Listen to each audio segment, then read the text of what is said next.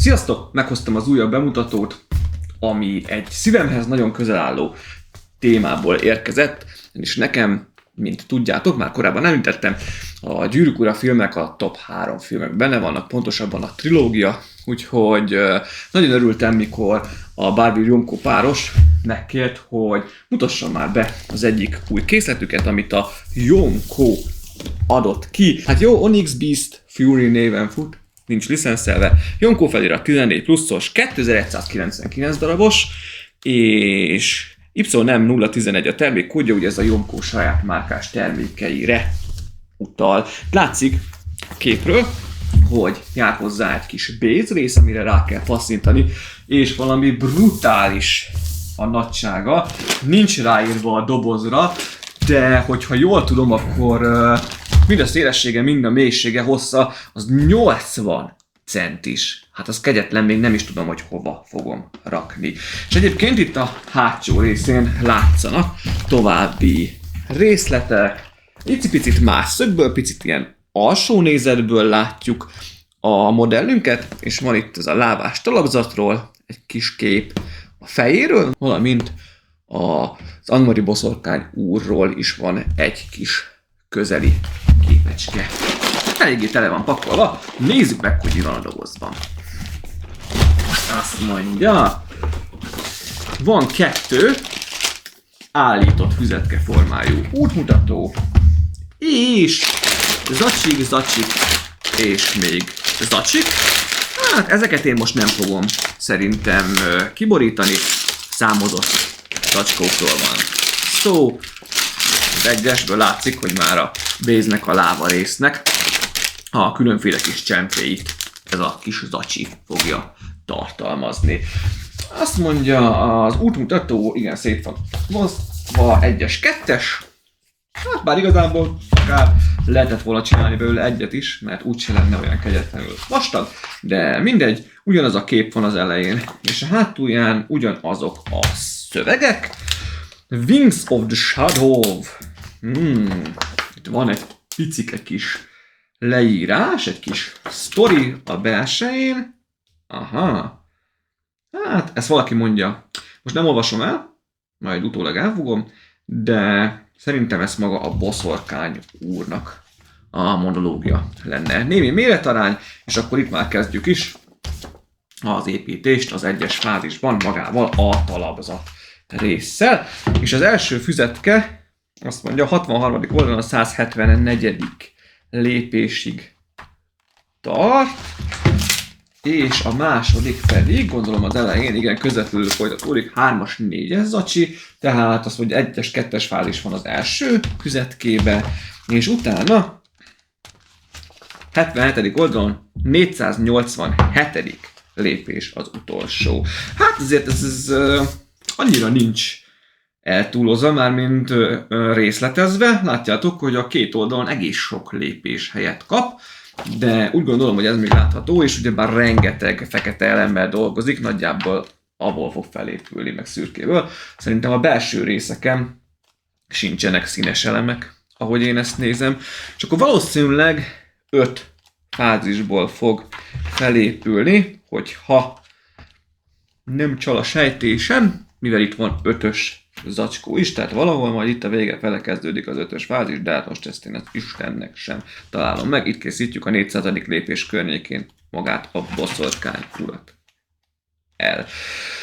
Úgyhogy én már nagyon vártam ezt a készletet, bizonyára nagyon impozáns lesz. Tudom, hogy csoporttagok, Facebook csoporttagok már rakták össze, és nagyon-nagyon pozitív volt a visszajelzés. Előzetesen az volt a félelem, hogy ez a 2 hatalmas, nehéz épített szárny, ez vajon mennyire lesz stabil, nem fogja elrántani, elhúzni, de elméletileg nem. Úgyhogy hamarosan én is ki fogom ezt tapasztalni. Úgyhogy mindjárt hozom a fázisokat, ne menjetek sehová, ugyanis ez szerintem tök izgalmas lesz, főleg egy Gyűrűk Ura rajongó számára. Első fázis, elkészült a talapzat, csilliárd aprócska elemmel.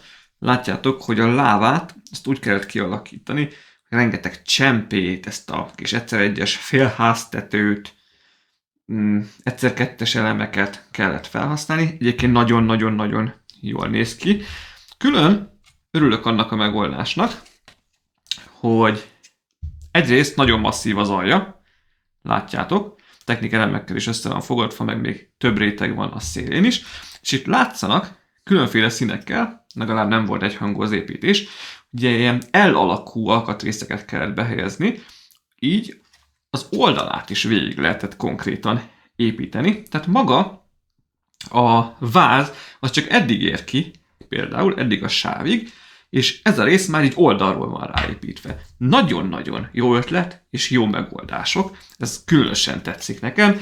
Vannak kis lángocskák, ezek is ilyen kis buborékok lennének, kiszáradt növények, egy-két szikla, tényleg nagyon jók a részletek, körbe van majdnem építve, csak itt a hátulja van így lefedve. Ez lesz majd az a rész, ahova konkrétan az állványa a Nazgulnak kerülni fog. Amit itt megegyeznék, hogy azért tényleg piciben mutatja az útmutató, hogy mit hova kell rakni, és ezeknél a kis elemeknél azért merezgetni kell az embernek a szemét, és az se könnyíti meg a dolgot, hogy ha megnézitek, 3 fajta árnyalatú, hát ha a narancssárgát beleveszem, akkor 4 fajta árnyalatú sárga van, és a narancssárga kivételével a másik 3-at, azt az útmutatóban elég nehéz elkülöníteni egymástól, főleg úgy, hogy olyan aprók a képek.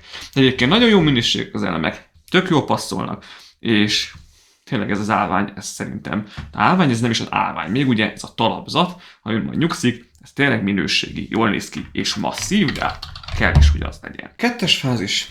Hát gyerekek, ez kegyetlen. Már most ügyeskednem kellett, hogy fér bele a kamerába.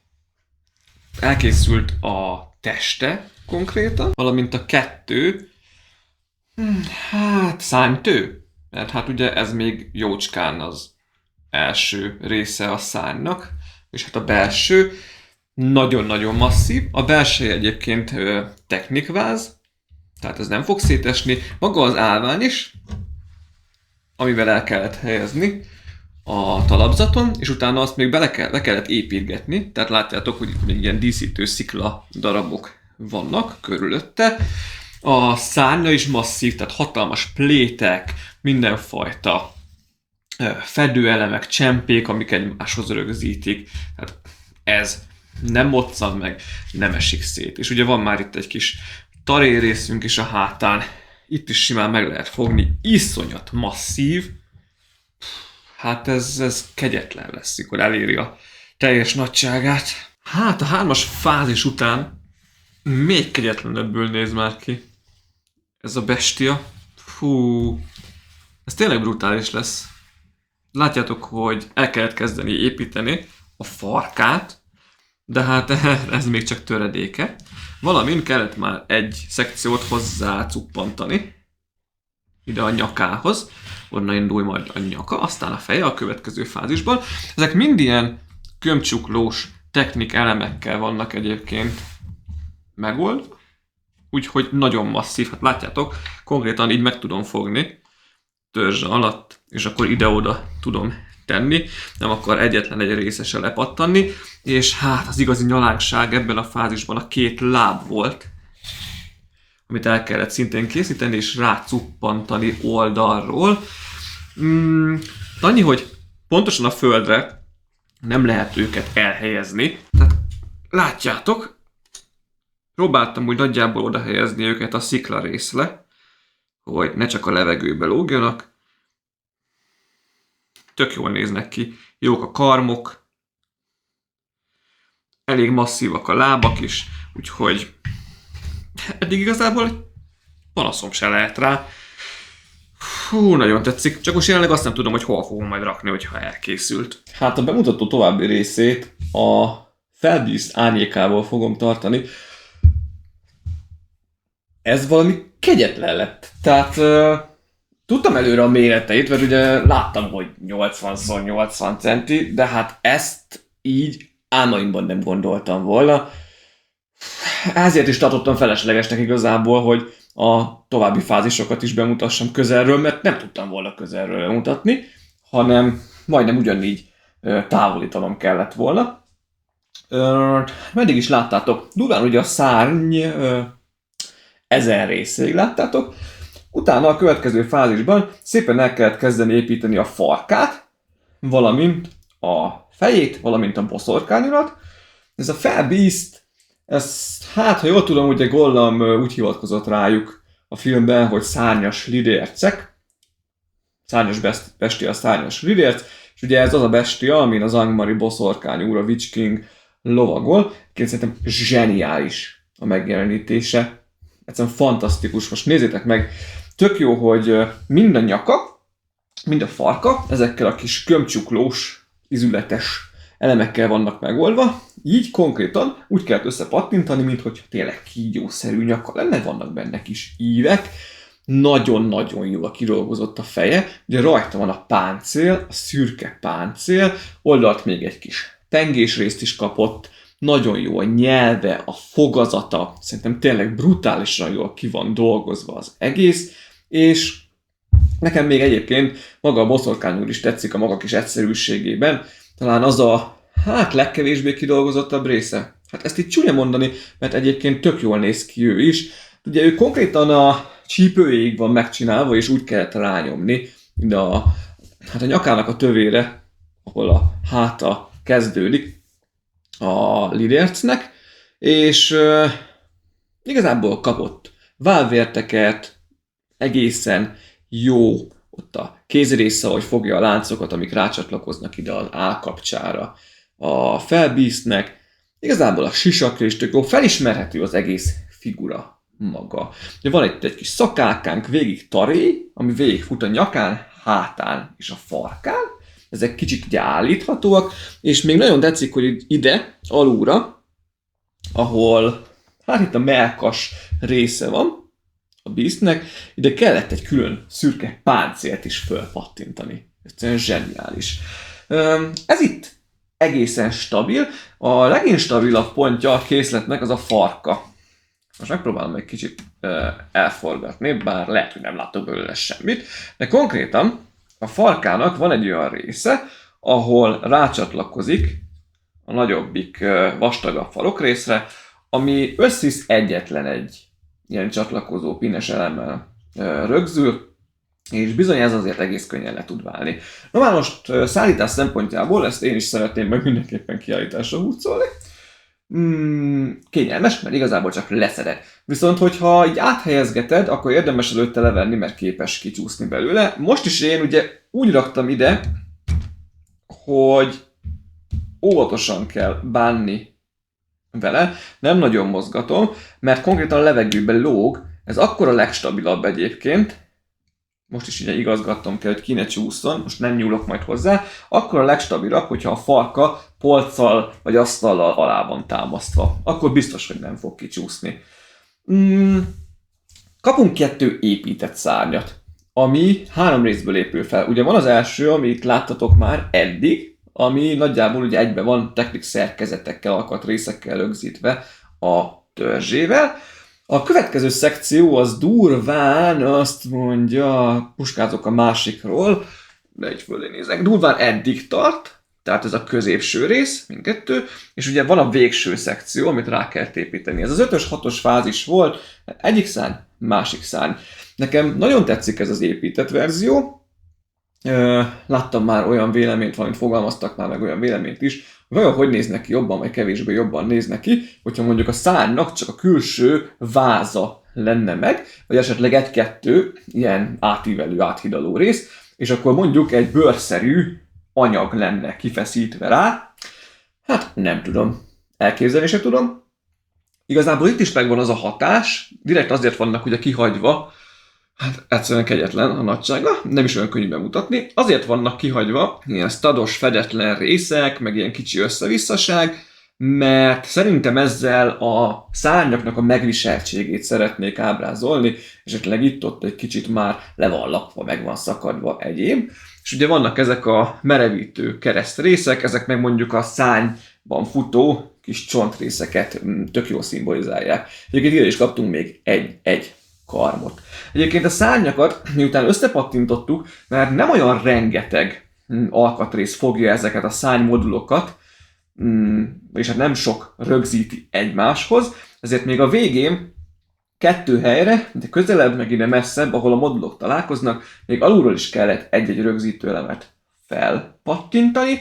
Egyébként ezek tök hasznos elemek, ezek az A betű-szerűek. Nem tudom őszintén szólva, hogy van-e ilyen a piacvezetőnél, ha van, akkor ennyi, ha nincs, akkor pedig dicséretes, ugyanis rendesen van egy ilyen keretük, és van egy kis átívelő elem, és akkor ezzel be lehet így akár ilyen ellalakszerűen is rögzíteni elemeket egymáshoz, meg még a középső szekció is fogja. Tök jó. Szóval nekem bejöttek ezek az épített szárnyak is egyébként, és stabilak, attól függetlenül, tehát most jó, kicsit fogom a farkát, de hogy látjátok, így rázogatom, nem akar igazából leugrani, nem akarnak letörni, a szárnyak se. Hogy érdemes szállítani? Itt fogjátok meg a törzs alatt, ahol a nyaka meg a törzs, hát majdnem ott, ahol a boszorkány ül, meg a farkánál, vagy leveszitek előtte, vagy azt a farokrészt fogjátok, ahol lepattanna egyébként, és akkor kényelmesen át lehet helyezni. Még annyit hozzátennék a boszorkány úrhoz, tökéletes megoldás, közben eszembe jutott, meg hogy így ránéztem, hogy ugye már törzséig kellett ráhelyezni, de arra azért figyeltek, hogy itt két oldalt úgy van megcsinálva alapból az alkatrész rész, ami rá van rögzítve ide a Nazgul nyakának a tövére, mint hogyha a köpeny végig lefutna és lenne itt kettő láb, pontosabban ugye, mint hogyha egy kis kengyel részbe be lenne dugva a lába. A tartó szerkezete, a stabil, lényegében azért is, mert rá kellett építeni az egész törzset, tehát az lepattani, leesni arról nem fog. Igazából a legkönnyebben lepattintható részek, azok ezek a láva talapzaton vannak, a kis lángocskák, növénykék, sziklákat ugye el lehet kicsit mozgatni, meg esetleg, hogyha úgy fogjuk meg, akkor itt az oldalról ráépített elemeket lehet esetleg könnyen lepattintani róla.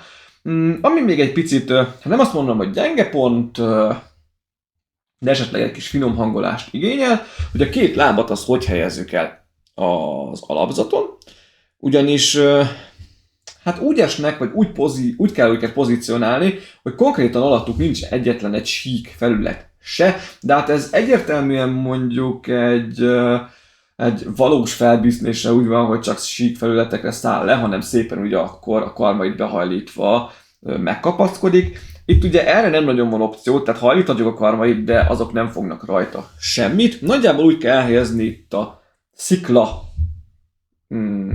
hát ez a szikla domb két oldalán, mint hogyha a lábaival a szélükön nyugodna, ezen még lehet egy kicsit pozícionálni, én próbáltam azért beállítani. Úgyhogy hát véleményem szerint ez minden Gyűrűk Ura rajongó álma lehet, ez a készlet. Az árát tökéletesen megéri. Úgyhogy a videó leírásában ott vannak a linkek, utcu neki. Ha ezen a linken keresztül vásároljátok meg, akkor egyébként a csatornát is támogatjátok egyben a vásárlással, de én is meg tudom közvetlenül rendelni, akár a Facebook csoportban is, vagy a Facebookon is lehet keresni. Úgyhogy tényleg egyedüli, úgymond gyenge pont, amit fel tudok hozni, az a könnyen leváló farokrész, meg esetleg a talapzatról könnyebben lebukó, lepattanó elemek, de igazából a szárnynak a nagyobb plételemeit is könnyen egymáshoz lehetett, vagy egymásra lehetett nyomni, nem kellett neki feszülni, gumikalapácsot se kellett használni, az alkatrészek minősége nagyon jó volt.